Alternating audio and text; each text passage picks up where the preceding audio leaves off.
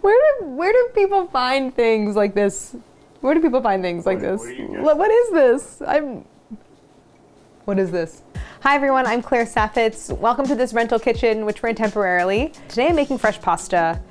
Why it's taken me so long, I have no idea, but fresh pasta opens up a world of like incredible joy and deliciousness, and I'm very excited to make it. I'm gonna make like fresh greens and ricotta filling, and I'm gonna make ravioli. So I'm very, very excited. There are a few things more delicious than fresh pasta. Pasta is my favorite food, by the way.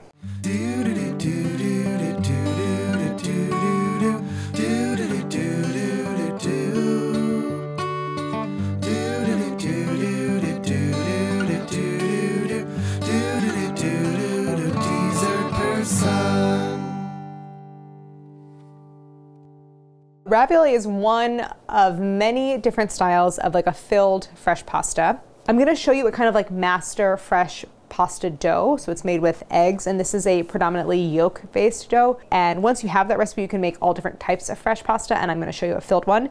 You do need like kind of a lot of equipment. You could roll it out by hand, but today I am using the KitchenAid pasta roller. It just makes it way easier. So the ingredients for the pasta dough itself. I have some 00 flour here. Then I have my eggs. This is 5 yolks plus 1 whole. I'm gonna add a little olive oil to the dough. For the filling, I have some greens here. This is a mixture of Swiss chard and dandelion. This is what looked nicest at the store. I have 15 ounces of whole milk ricotta cheese that has been strained, an egg, some red pepper flakes, a little garlic, lemon, butter. This is actually just for cooking the ravioli, some kosher salt.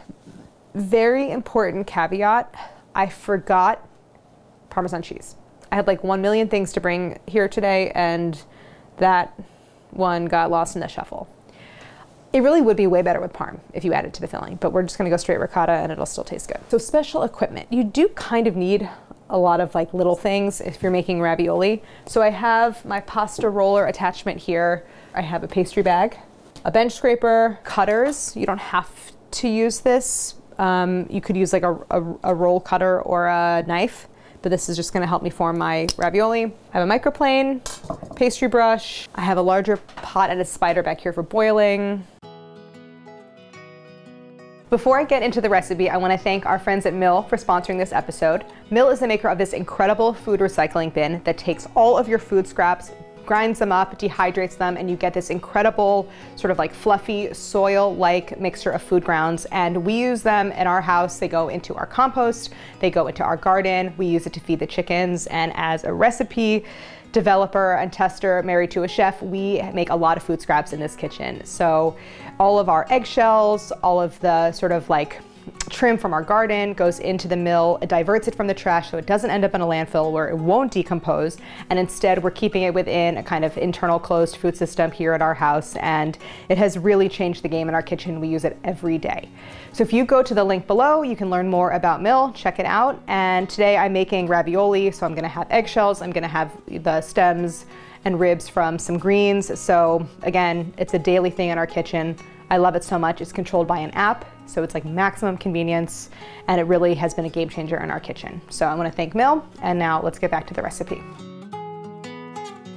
One thing that's really fun about making fresh pasta is doing it by hand. You could throw this into a stand mixer with the hook, but I love the way the dough feels, and it's very easy to work with. It's not like a sticky dough at all. It's a very, very firm dough. So I'm gonna get my flour. This is 8 ounces of flour. I'm gonna get this out onto the bench. So this is what's really fun. So I'm gonna make a well in the center.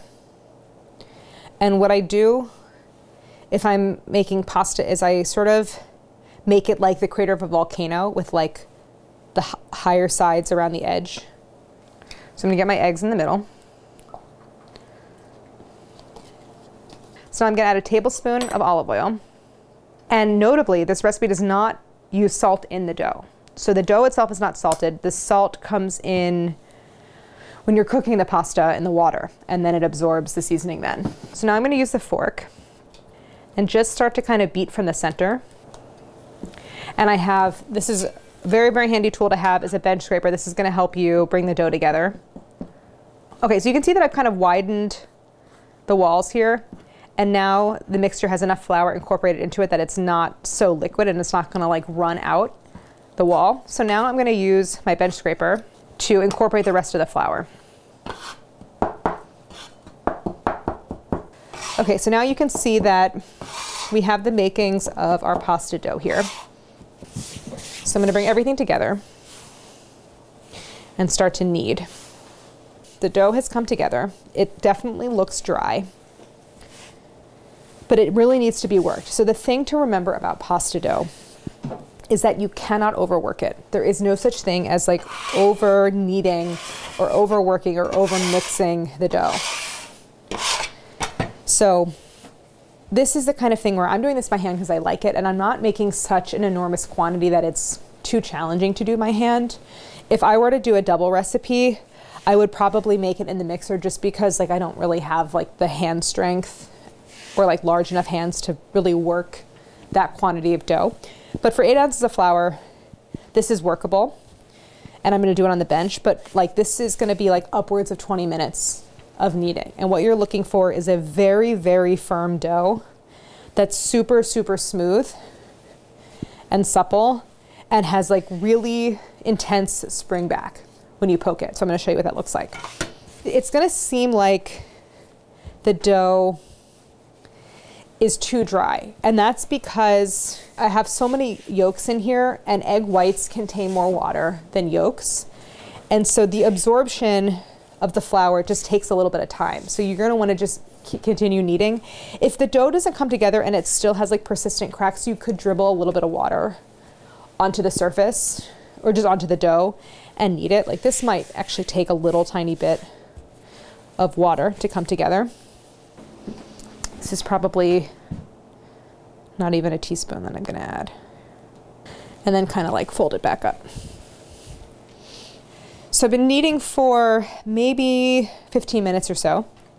The dough is looking really good. I did end up adding another, actually maybe 2 teaspoons of water or so to this. And I want to just kind of explain the technique, because often when I'm kneading dough, if it's bread dough, I'll do a kind of like folding technique where I'm kind of like taking, like spreading the dough out and then giving it a turn and then folding it onto itself and doing the same thing. But with pasta dough, it's so kind of low moisture that it doesn't really end up being effective. So it's a less of a fold and more of just like a rotating and pushing like this. So this is, I think, pretty much about done. It does benefit from a rest, not only because you've worked it a lot, so you see how it's kind of springing back on itself. So you need it to rest so that you can roll it out really thin, but also that rest helps to fully hydrate the flour. So I'm gonna go ahead and wrap this in plastic. So this is gonna go into the fridge. Okay. So now I'm just gonna prep my greens. I have some Swiss chard here, as I said, and some dandelion greens. So I'm taking the ribs out of the Swiss chard. This hasn't been washed yet, so I need to wash it. I'm also kind of doing the same thing to the dandelion greens and stripping them from the center stalk. Probably a few more leaves and I have enough. And now I'm just going to rinse the leaves and flip over my cutting board so I'm not working on the dirty side. Basically what I want to do is cook the greens down. And right now they're just torn into big pieces. I can keep them in large pieces like this. And I didn't really, I mean, I kind of shook them out and I have them draining over this towel, but they don't need to be perfectly dry. I'm gonna actually squeeze them and remove moisture after they cook. I have my skillet over medium.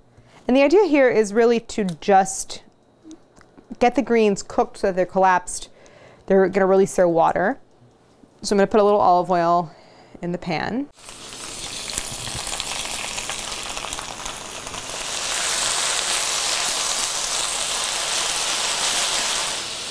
So you can see the greens have wilted and cooked down.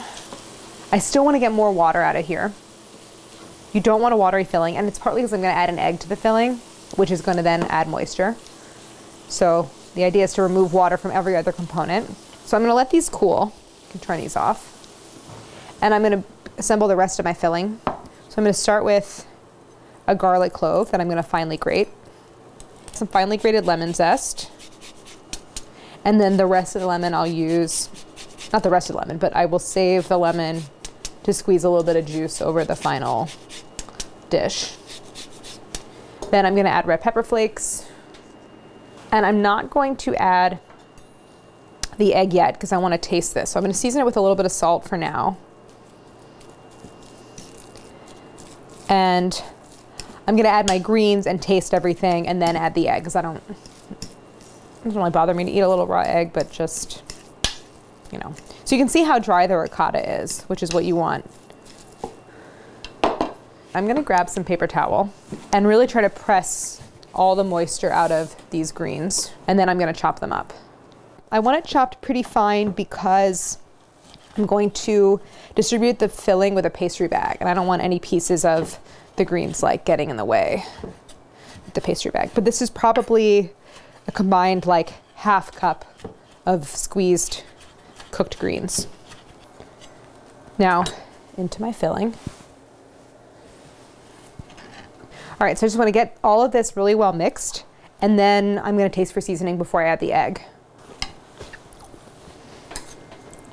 I definitely need salt. I'm going to add some more red pepper flakes, still tasty. And now I'm going to add the egg.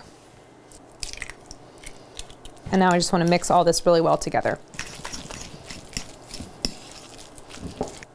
Okay, so when I was in culinary school, I was in France. And I had a stage, which is like an externship at the end of my program. And in France, that's like a real job with a real contract, and I got paid. Not very much, but I saved, I mean, all I did during that period was work. And so I didn't really have occasion to like go and spend money anyway. I literally worked like 16 hours a day. But I saved all the money and took myself to Italy after that, which once you're already in Europe, you can like do pretty economically. And one really good tip for solo travelers, and this was a story I was telling Cal recently, is I stayed in convents. You can rent rooms, at least you could then, in convents or monasteries in Italy, which there's a lot of. And I think it was, back then it was like 50 euros a night. And I was kind of like, I'm too old to stay in a youth hostel, but don't have enough money to like get a whole hotel room for myself, for just me. So I stayed in convents where they literally locked you in at night. But the rooms were like, they were like sparse, but like really nice and clean. And like you would like hear bells and like nuns singing, and it was amazing. And I traveled around by train, and it was so incredible. And that's when I really got into like having a spritz, like a Campari or Aperol spritz in the evening, and like a little aperitivo. Italy is the greatest. Should we do an episode where you have to stay in one again? Yeah, can we go to Italy? Yeah, sure. Any comments out there sponsoring YouTube episodes? Because we're accepting deals.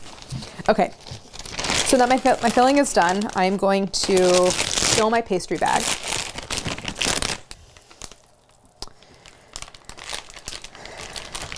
Oh, also, funny story, the first earthquake I ever was in Venice, and it was like my first or second night, and I was sick. I had like a little bit of a sinus infection when I first got there, and I woke up in the middle of the night being like, the whole room is moving.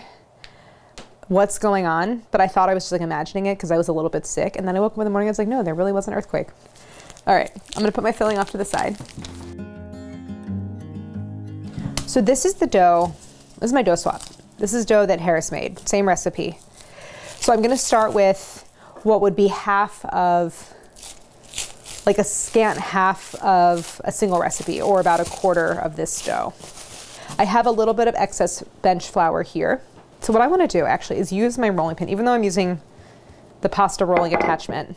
I'm gonna start by hand just to get it kind of rolled out to the thickness that where I can start to work with it and run it through the attachment. I have my attachment on the widest setting. I'm gonna turn on the mixer, and it's basically two rollers that roll toward each other.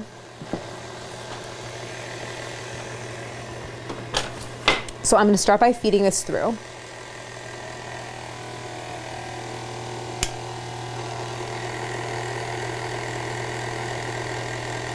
And now one of the tricks, especially when you're assembling something like ravioli where you need a kind of even thickness, you can see I didn't have to add any bench flour. You can see how nice, and it's not dry or cracking, but it's like not the least bit sticky. So one thing that you really want for ravioli is a pretty rectangular piece that's even, so you can fold the ends in toward each other to try to square off those ends, because what inevitably happens when you run it through the pasta roller is you get like a rounding of the two ends.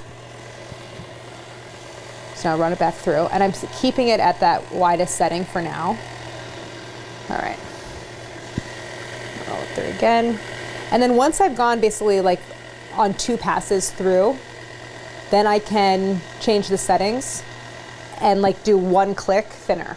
With ravioli, you want it pretty thin because you're essentially doing a double layer. And I'm not having to add any bench flour, which is great. Now at this stage, I have quite a long piece. If you feel more confident working with it in 2 shorter pieces, you can do that, just cut it in half. But I'm gonna leave it as 1 long. That's gonna maximize the number of ravioli I can make at one time. And I'm gonna go 1 click thinner.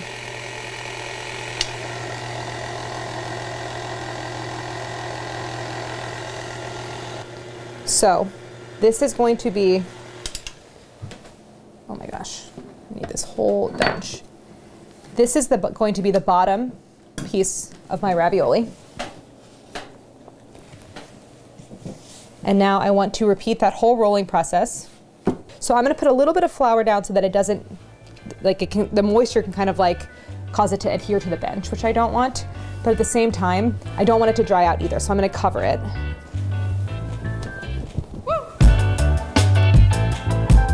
So now that I have that bottom layer covered, so it's not gonna dry out, I'm gonna repeat that exact same process with the second piece of dough. And then we're gonna get to the really fun part, which is piping the filling and forming the ravioli.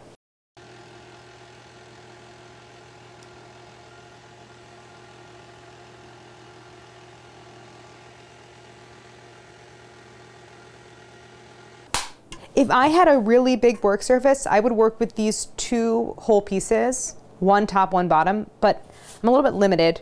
So I'm actually gonna do 1 piece at a time, cut it in half, have half be the bottom, half be the top, and then do it a second time with the second piece. So let's start with the second piece of dough that I rolled. And I'm gonna cut it in half. Let's see.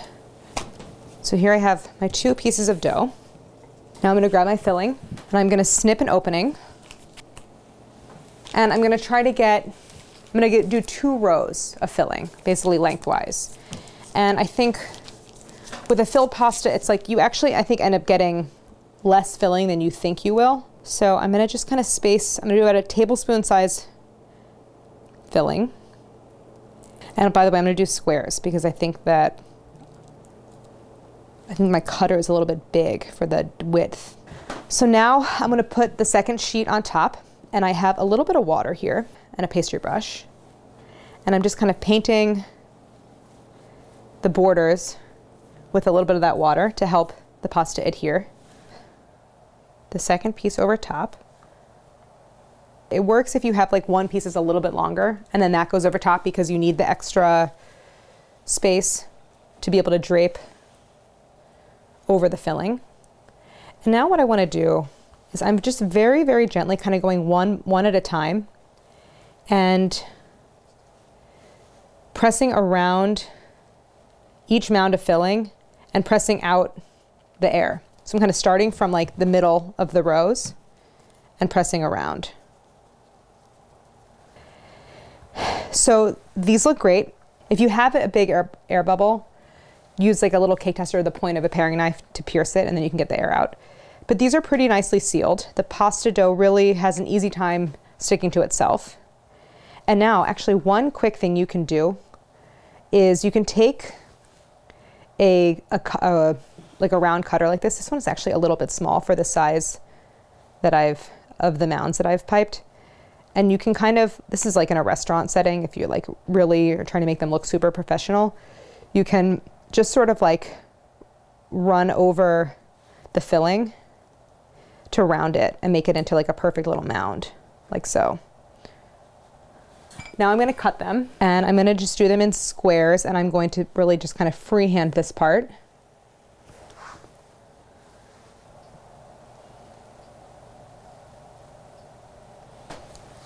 So now, here are my ravioli. It helps to use cookie sheet.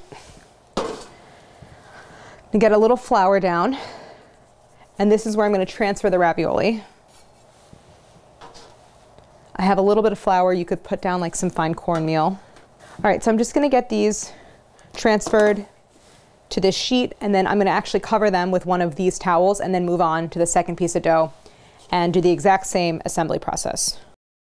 Also, I've turned on my water to bring it to a boil so we can cook these and actually eat them. The ravioli, they're all done. They look great. Now I have boiling water over here. It's not salted though. And as you recall, we didn't add any salt to the pasta dough, so the water needs to be really well seasoned. So I'm gonna drop some kosher salt into it. Now we're gonna put the whole thing together into a dish. I'm gonna drop the ravioli. So this is a fresh pasta, it cooks very fast. So it's really just gonna cook until the ravioli basically float, like 2 minutes. And then I'm gonna transfer them, trying not to dribble a whole bunch of boiling water on the floor. I'm gonna transfer them to my skillet where I'm just gonna cook it really simply in like a little bit of butter and a little olive oil and lemon juice and red pepper flake. All right, but those will be done very shortly. So the ravioli are basically done. I just wanna get a little olive oil and a little butter into my pan. And the idea is that I'm going to transfer the ravioli and I'm gonna transfer them with lots of that pasta cooking water on them, and it's gonna help to kind of, not really emulsify because again, I'm not really adding cheese, but it's just gonna kind of make the sauce like a little bit thicker.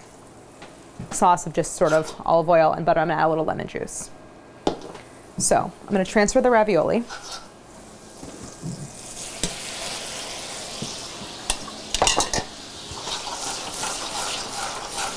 Add a little red pepper flake. I just want to transfer them so that they're like right side up because they have a flat side and a rounded side. This was just on like a simmer, like just above that like 212 basically. So I'm going to do a squeeze of lemon.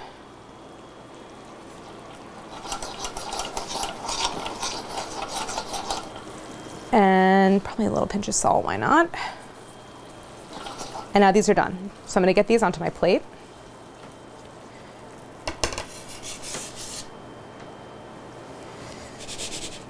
And they're done. So these are ready to try. So excited. I just love fresh pasta. I'm so excited to try this. So I'm gonna fork into one.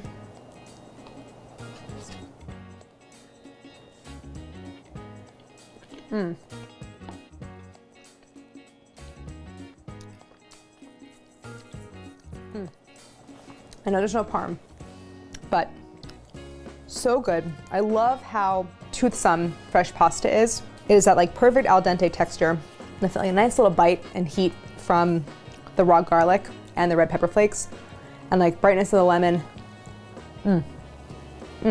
I love the freshness from the greens. I love how simple it comes together with just like a little olive oil, butter, pasta water, cheese if you have it, lemon. So simple and so good.